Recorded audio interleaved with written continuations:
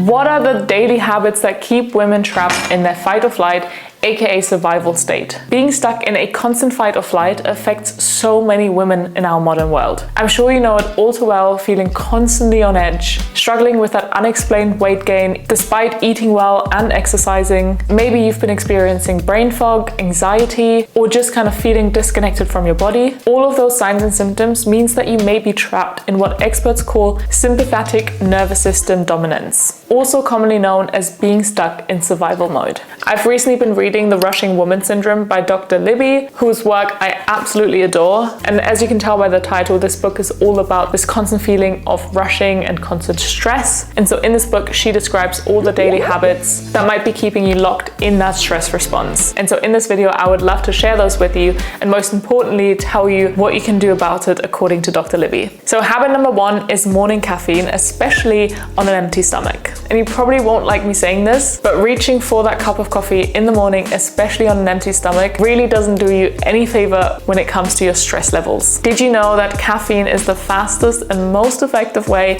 to ramp up that fight or flight response? And despite that, over 90% of us in Western countries consume caffeine daily. And so here's what happens. Caffeine forces your adrenal glands to produce adrenaline, which forces your body to use glucose as fuel, either drawing it from your blood or extracting glycogen from your liver and muscles. And so now when you're sitting at your desk just scrolling on your phone or working while you're having that morning coffee, your body's obviously not using that glucose because it's not moving. And so what it has to do is to produce insulin to move that glucose out of your bloodstream. And the result of that insulin spike is a perfect storm for weight gain, energy crashes, and keeping your body locked in that stress mode. So if you're trying to break free from that SNS dominance, what you can do is try the following alternatives. So maybe switch to green tea first, which only contains about 30 milligrams of caffeine compared to 80 milligrams of caffeine in coffee. Then to take it even further, you could switch to herbal teas. They're completely caffeine free. And so for example, dandelion tea is a very great example here. Or you could also simply enjoy some warm water with a squeeze of fresh lemon juice. And don't worry, once you have reset your nervous system, you might well find yourself being able to enjoy coffee again without those negative side effects. But if you do, please remember that you always want to wait 1 or 2 hours after waking up before consuming coffee, and never drinking it on an empty stomach, and always have some breakfast first. The second factor keeping a lot of women trapped in that fight or flight state is a hormonal imbalance, specifically low progesterone. Progesterone isn't just for reproduction. It also acts like a natural antidepressant and anti-anxiety agent in your body,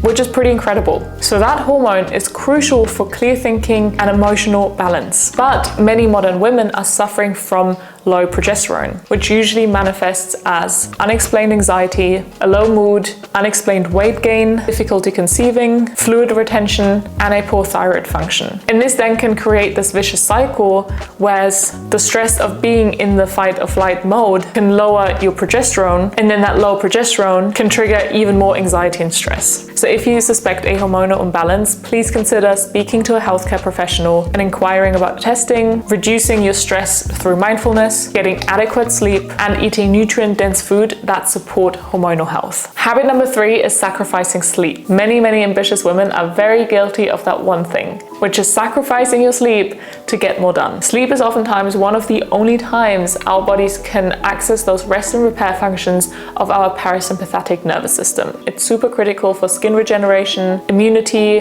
hair growth, nail growth, and countless other processes that just won't happen when you're stressed. And let's be honest, for many of us, laying down in bed at night is sometimes the first time our body truly and fully stops. But as our to-do list just grow longer and longer, sleep is often the first thing that we sacrifice. And here's the irony. When you're stuck in fight or flight, your body produces stress hormones that make it nearly impossible to get that quality sleep, which again creates that vicious cycle of where you need sleep to reset your nervous system, but your overactive nervous system prevents deep sleep. So here's some strategies that you can try. Try going to bed before 10 p.m. at least 3 times a week. Keep all technology outside of the bedroom, avoid caffeine after midday, skip any kind of stimulating TV shows just before bed, and make sure that your bedroom is well ventilated and completely dark. Habit number 4 might surprise you, but it's actually over-exercising, especially with high-intensity workouts. From your body's perspective, intense exercise is perceived as a threat. Because let's think about this for a second. Our ancestors probably never woke up and thinking, oh, today's a really good day to go for a fast run. Running was a way to escape from a threat, and so was any other really intense exercise. And so our biochemistry hasn't changed at all since then, and we still produce stress hormones when we go through intense exercise. And don't get me wrong, intense exercise isn't always bad. In a very well-balanced system, your body can easily shift back into the parasympathetic nervous system as soon as that threat is resolved, which is where your heart rate lowers again and you can focus on recovery. But if you're already in that SNS dominance, adding high intensity exercise on top of that is super counterproductive because it's just another stressor on an already stressed system. So if you've been doing intense workouts and you're not really seeing any results, especially when it comes to weight loss, this could be why. Your body simply can't switch back to recovery mode. So in that case, when you're in SNS dominance, what should you be trying instead? You could do restorative yoga, you can do Qigong, you can do Tai Chi, you can go walk in nature, or any kind of gentle, low impact movement. Any of those gentler forms of movements can actually help your body decrease that sympathetic load and allow your body and your nervous system to reset and recover until it's able again to switch from one to the other easily. Habit number 5 is never being alone. This 5th habit is rarely ever discussed, and yet it is so important. This lack of solitude can really make you stuck in that fight or flight mode. And let me be clear, by that I don't mean loneliness, but science shows that spending time alone can decrease stress hormones, improve memory, creativity, mood, and empathy. Solitude allows us to recharge and gives your parasympathetic nervous system a chance to dominate for once. When you're constantly surrounded by others, whether that is physically or digitally through our phones, we rarely get this opportunity. So ask yourself, how can you incorporate some solitude into your day? Maybe it's a short walk by yourself in nature, or 15 minutes of quiet time when nobody else is home. Habit number 6 involves what Dr. Libby calls liver loaders. So any kind of substances that burden your liver and trigger a stress response. These include alcohol, caffeine, trans fats, refined sugars, and synthetic substances like pesticides or medications. So for example, many women report that their heart is racing after they've consumed alcohol before bed, which is a clear sign of SNS activation. And remember that each person has their unique tolerance for those substances. But if you are regularly consuming caffeine, alcohol, or refined sugars, then they could be keeping you locked in fight or flight. So taking a break from those liver loaders can not only dramatically impact your overall health, but also really help break that cycle of SNS dominance. And remember that optimal liver function even leads to overall better hormone balance too. And lastly, we have habit number 7, which is forgetting to practice gratitude. This final habit is perhaps the most subtle yet powerful one.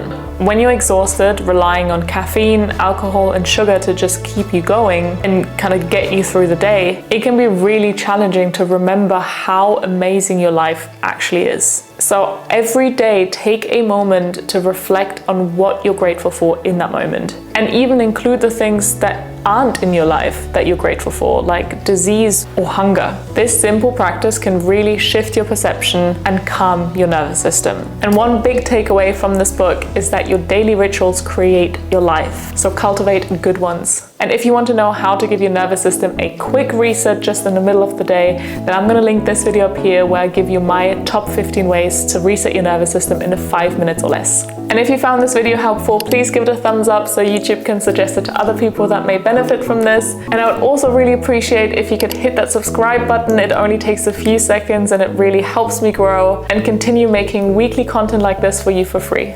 And please let me know in the comments which of these habits you're struggling with or would like to work on first. I would love to know. And other than that, thank you so much for watching. I'll see you next time. Bye.